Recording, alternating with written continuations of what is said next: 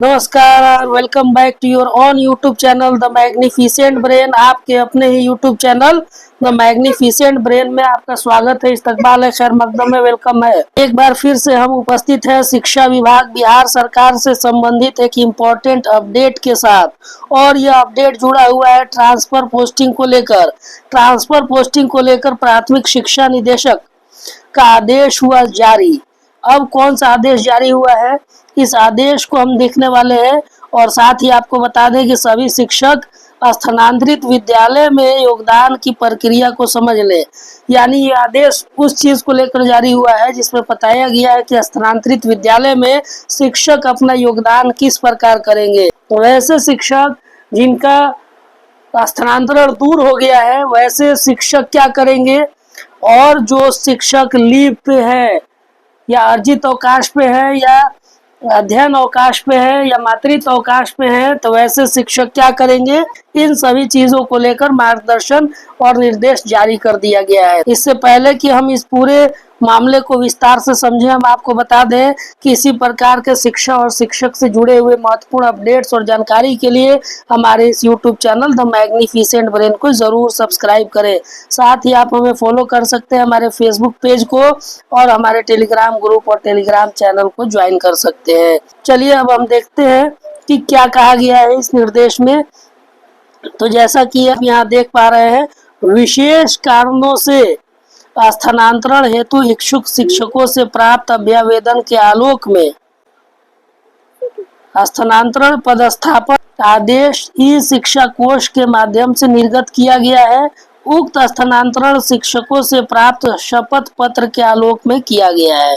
स्थानांतरण आदेश के आलोक में शिक्षकों द्वारा स्थानांतरित विद्यालय में योगदान की प्रक्रिया निम्नवत होगी। अब देखिए यहाँ पर इस पत्र में आदेश स्थानांतरित विद्यालय में योगदान की प्रक्रिया को विस्तार से बताया गया है। यहाँ से आप बहुत ही ध्यान से देखेंगे, स्किप नहीं करेंगे।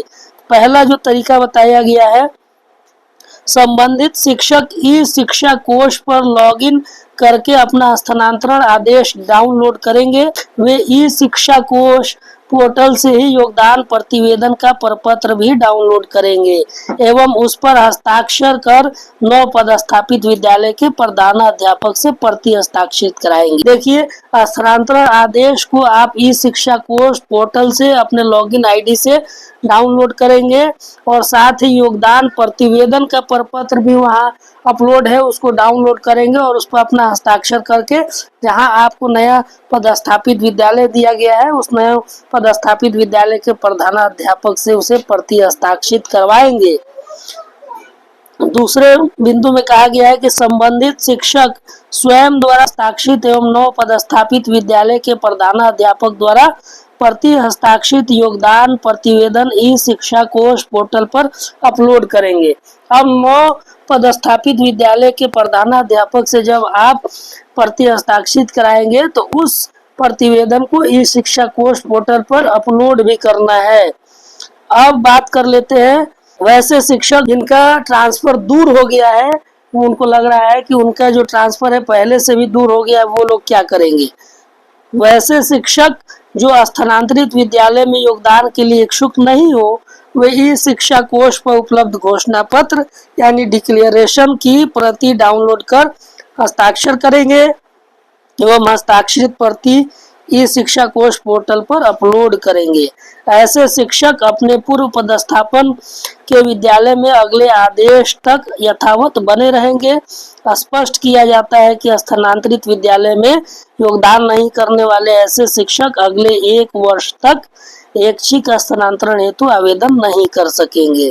तो जो शिक्षक अब उनका जब उनको लग रहा है कि इनकी जो दूरी है वो और बढ़ गई है, या उन्हें इच्छित विद्यालय नहीं मिला है, इच्छित जगह नहीं मिला है, तो वैसे शिक्षक अगर चाह रहे हैं कि पहले ही वाले विद्यालय में हम रह जाए, तो वैसे शिक्षक को अपना एक डिक्लेरेशन डाउनलोड करके डिक्लेरेशन को हस्ताक्षर करके उसे पुनः ई शिक्षा कोष पर अपलोड करना होगा। और ऐसा अपलोड करने के बाद वो अपने पुराने वाले विद्यालय में ही बने रहेंगे अगले आदेश तक।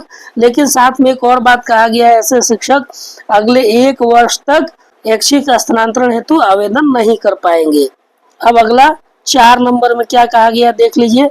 वैसे शिक्षक जो संप्रति अवकाश में है, जैसे अध्ययन अवकाश, मातृत्व अवकाश, उपार्जित अवकाश आदि, वे स्थानांतरित विद्यालय में योगदान हेतु ई शिक्षा कोष पर उपलब्ध योगदान प्रतिवेदन हस्ताक्षर कर नव पदस्थापित विद्यालय में प्रधानाध्यापक को ईमेल या अन्य माध्यम से भेजेंगे। ऐसे शिक्षक को योगदान हेतु भौतिक रूप से विद्यालय में उपस्थित रहने की आवश्यकता नहीं होगी। संबंधित प्रधानाध्यापक ईमेल या अन्य माध्यम से प्राप्त योगदान प्रतिवेदन पर ऑन लीव अंकित करते हुए प्रति हस्ताक्षरित करेंगे एवं उसे पुनः संबंधित शिक्षक को उसी माध्यम से वापस करेंगे जिस माध्यम से उन्हें योगदान प्रतिवेदन प्राप्त हुआ था।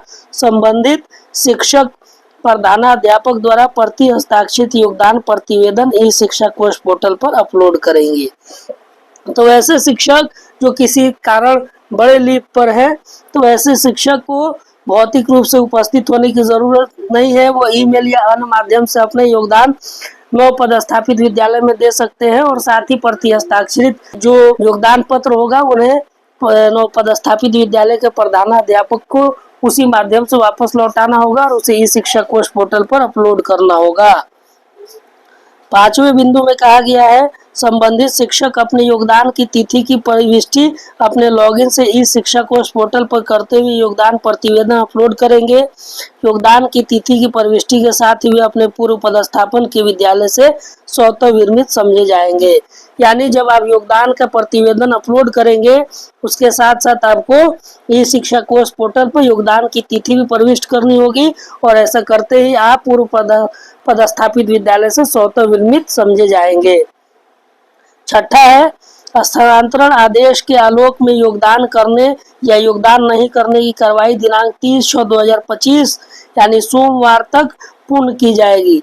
यानी तमाम तरह के स्थानांतरण के जो आदेश निकले हैं, उस आदेश के आलोक में शिक्षक को अपना योगदान देना है या नहीं देना है, इस तरह संबंधित कार्रवाई आपको 30 जून तक कर लेनी है। इसके बाद आप नहीं कर पाएंगे, तो सारी प्रक्रिया 30/6/2025 तक पूर्ण कर ली जाएगी। 7वां और अंतिम आदेश है कि दिनांक 30/6/2025 तक योगदान करने अथवा नहीं योगदान करने संबंधी घोषणा नहीं समर्पित करने वाले शिक्षकों का स्थानांतरण दिनांक 1/7/2025 के प्रभाव से रद्द कर दिया जाएगा। तो ऐसे शिक्षक जो अपना योगदान करते हैं अथवा नहीं करते हैं, अगर संबंधित घोषणा आप समर्पित नहीं करते हैं 30/6/2025 तक, तो ऐसे शिक्षकों का स्थानांतरण 1/7/2025 के प्रभाव से रद्द समझा जाएगा। तो आपको 30/6/2025 तक अपना योगदान कर लेना है। अगर नहीं योगदान किए हैं तो नहीं योगदान करने का घोषणा पत्र आपको अपलोड कर देना है। तो ये आदेश जारी हुआ था प्राथमिक शिक्षा निदेशालय के द्वारा। उम्मीद करते हैं कि योगदान संबंधी आपकी जो भी समस्या रही होगी, तो इस पत्र के आलोक में आपका समस्या समाधान हो गया होगा। तो इसी प्रकार के महत्वपूर्ण अपडेट और जानकारी के लिए हमारे इस YouTube चैनल को जरूर सब्सक्राइब करें। उम्मीद करते हैं कि आपको ये वीडियो पसंद आई होगी। अगर पसंद आई है तो हमारे इस वीडियो को लाइक करें, शेयर करें और हमारे इस YouTube चैनल को सब्सक्राइब करें। मिलते हैं इसी प्रकार के अन्य जानकारी भरे वीडियो के साथ। तब तक के लिए हमें दीजिए अनुमति। धन्यवाद। Thank you for watching.